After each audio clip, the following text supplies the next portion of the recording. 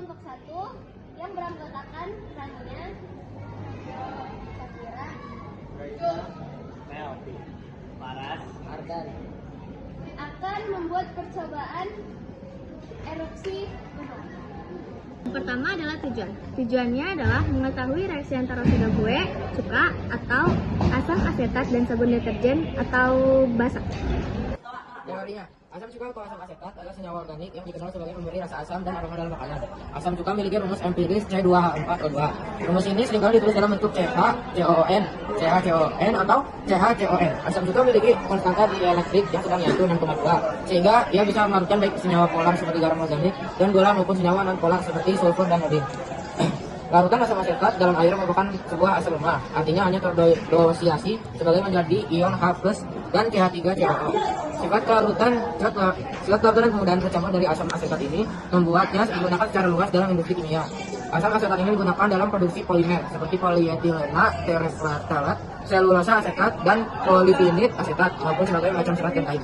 Dan bahannya adalah botol asam sudah dipotong, clay, baking soda, pewarna makanan, cuka, deterjen, styrofoam 30x30 cm.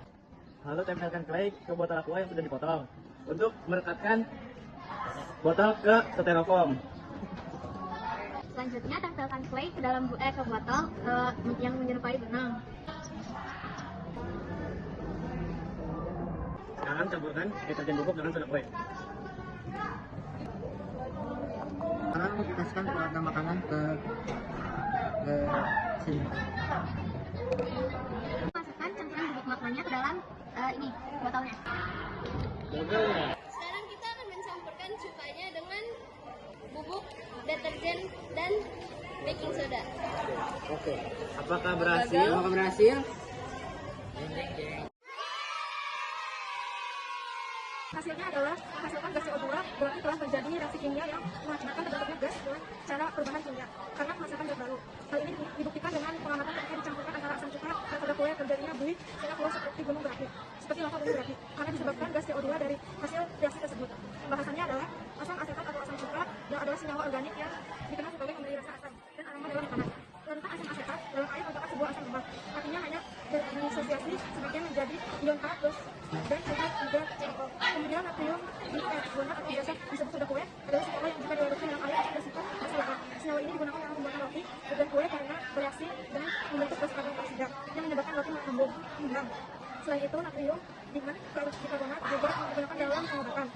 Misalnya obat destilin, aspirin, dan juga untuk menetralkan asam lambung. Lalu basa yaitu suatu senyawa yang jika dilarutkan dengan air akan melepaskan ion hidroksida.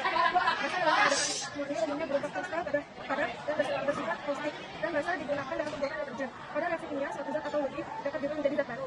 Senyawa yang bersifat asam yang jika dicampurkan dengan senyawa basa akan menghasilkan senyawa yang netral. Sesuai dengan percobaan ini, asam cuka direaksikan dengan soda kue menghasilkan gas CO2.